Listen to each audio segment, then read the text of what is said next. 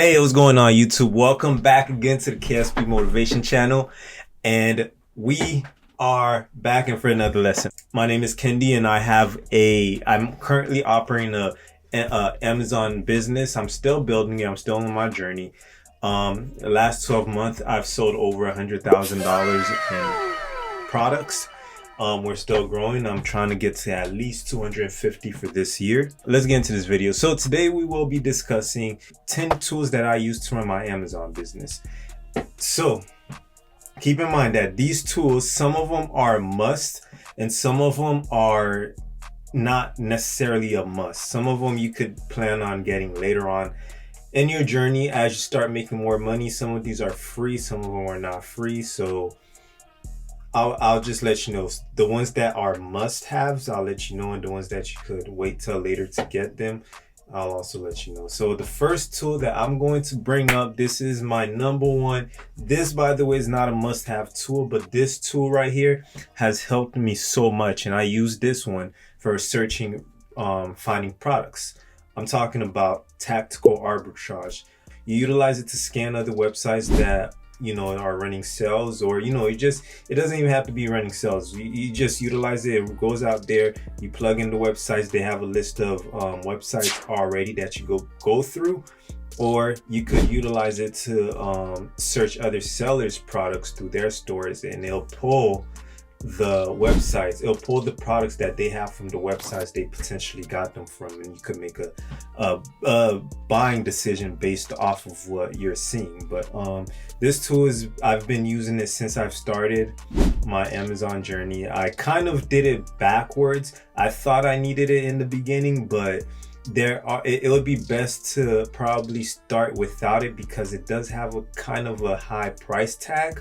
It has a monthly price of $89, or you could save some money by getting the annual plan for $840, which is the one I have done in the past. But yeah, tactical arbitrage is sourcing software. I use it all the time to go sourcing for products. I would say about 90% of my inventory are products that have come from products that I've sourced using tactical arbitrage. So that's the number one tool that I use. That's tool number one that I use, and I really, really, really would recommend it if you are, once you get some experience sourcing, because it does have a pretty big learning curve, to be honest with you. It took me about 1.5 years to really understand how to properly use it and effectively use it in different ways you could use it. So yeah, that's tool number one. Tool number two is Seller Amp. This one, I actually heard about it a few months ago. I'd say about 6 months ago, and ever since I started using it, it's been amazing, right?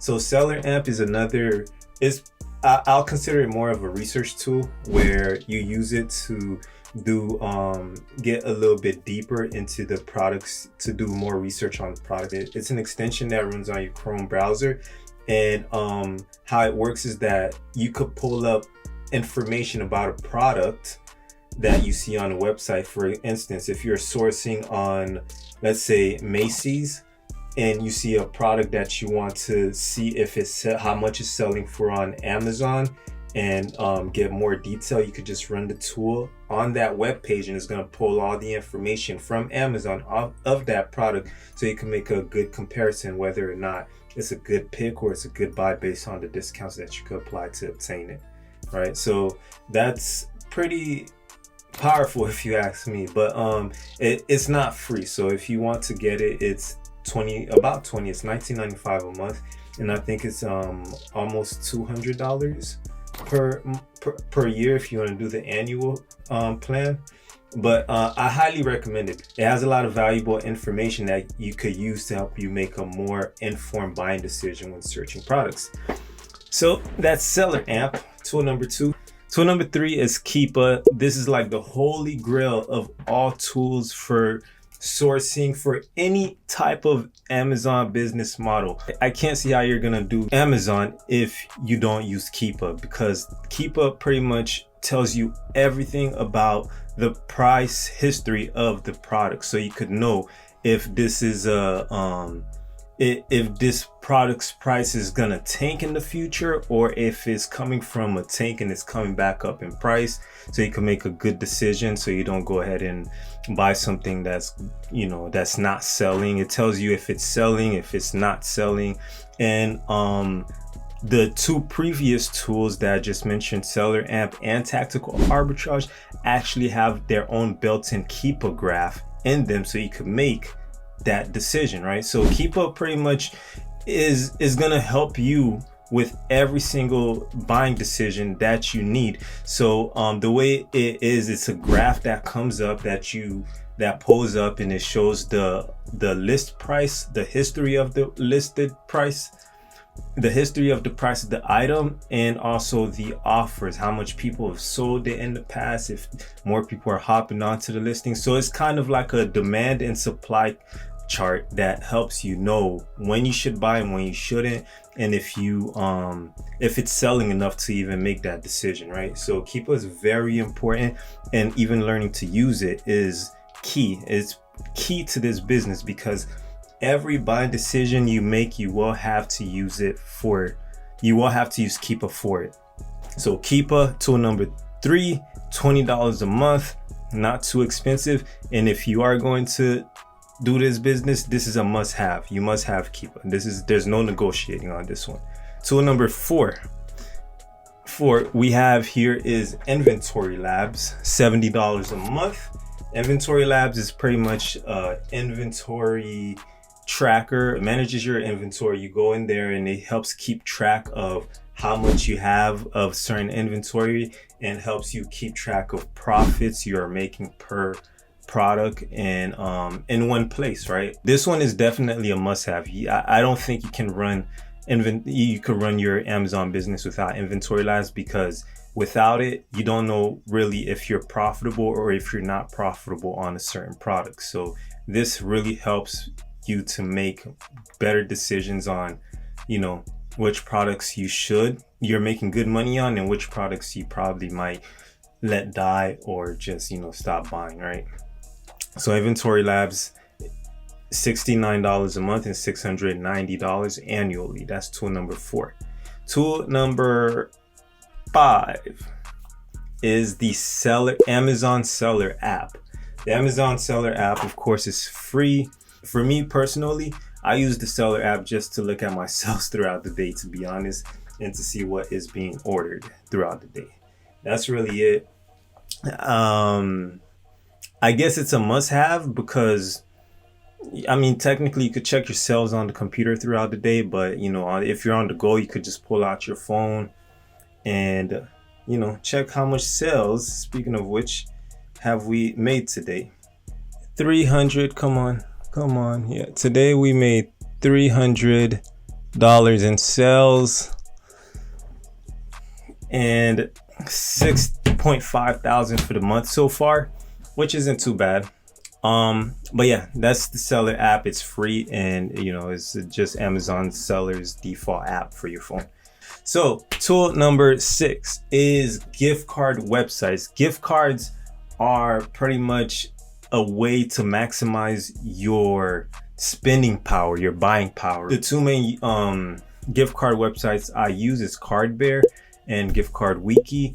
They're pretty much kind of like Wikipedias for gift cards. If you're about to purchase a product on Macy's, you could check those two websites, see if there is a gift card selling for Macy's that is at a discount. So instead of using your own money to buy a $20 product off of Macy's, what's going to happen is you can purchase a gift card that has a value of $20 but is discounted. So you're buying this $20 gift card for, let's say, $15, right? So you're spending $15 to buy a $20 to buy a gift card that is worth $20. That's why it's called a discounted gift card. And so therefore you're really buying that product you're finding on the Macy's websites for $15, because that's how much you spent on the gift card to get that power. So that's what I mean by it increases your spending power. So those are great ways to get more discounts to be able to make good buying decisions or to even increase your profit margins per product. So Gift Card Wiki and Get Card Bear are the two main websites I recommend. The websites are free, but the gift cards are not free. You have to buy the gift cards, right? So yeah. So number 7 are cashback websites. Cashback websites are another way that I increase my profit margins. Cashback websites are pretty much websites that offer cashback for shopping on certain stores. So first of all, there are multiple websites that you can get cashback from for specific stores, right? So the main website I like to use to see which cashback website that I could get the best cashback from is Cashback Monitor.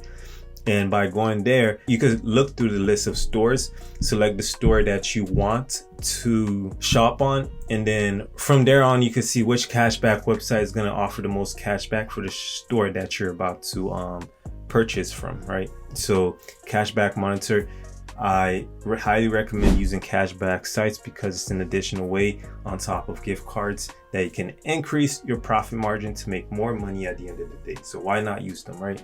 The next tool that I use quite frequently is a research tool. This one is ASIN Fetcher. ASIN Fetcher, I don't think is necessary if you're new. ASIN Fetcher, basically what it does, it allows me to go onto a product page. And from that product page, let's say there are 30 sellers on selling this particular product.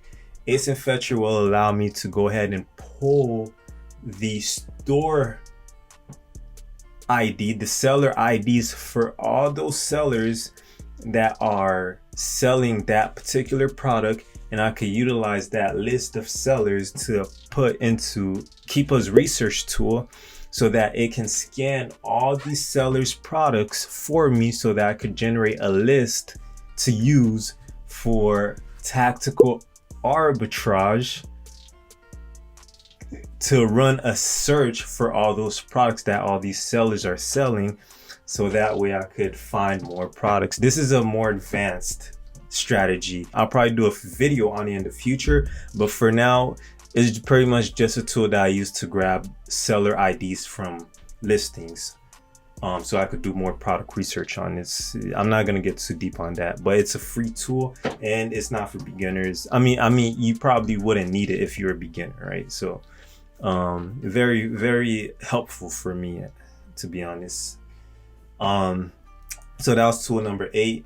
The next tool that I use is Be Cool, a repricer. I mean, technically, Repricer. Any repricer will do the job. There are different repricers out there. The one I use specifically is Be Cool, so I can speak on that. I've used Repricer in the past. It's not as, I don't think it's as advanced as Be Cool, but Be Cool works well for me. And it's not bad, but generally, if you don't know what a repricer is, all it does is it goes in and runs in the background of your Amazon store, and it consistently goes through your inventory and reprices your products so you could remain competitive on the listings that you do have by adjusting the price based on the competition.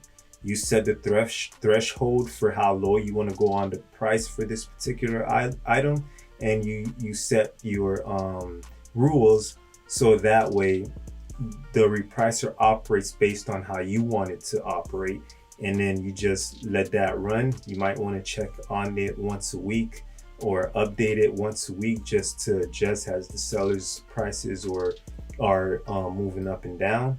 But generally, all it does is just runs in the backgrounds and keeps readjusting the prices of your products to make sure they stay competitive with the other sellers on the other listings, on the listings that you are on with, if that makes sense. Yeah, but not necessary for if you're a beginner, but as you start getting motion, you start making money, your inventory is growing, it can save you a lot of time, because if you don't have a repricer, you're going to basically your products will sell slower without a repricer because the prices won't change until you go in there and change them yourself. Because keep in mind, there's a lot of people selling on these listings, and if they have repricers that are consistently keeping their products competitive and you don't, you're at a disadvantage, because while their prices are moving up and down to get to win the buy box, yours is just staying still until you go in and make a change. So definitely recommend, once you get more motion in the business and once you start getting more products in, you should be able to have money to go ahead and make that investment on a repricer.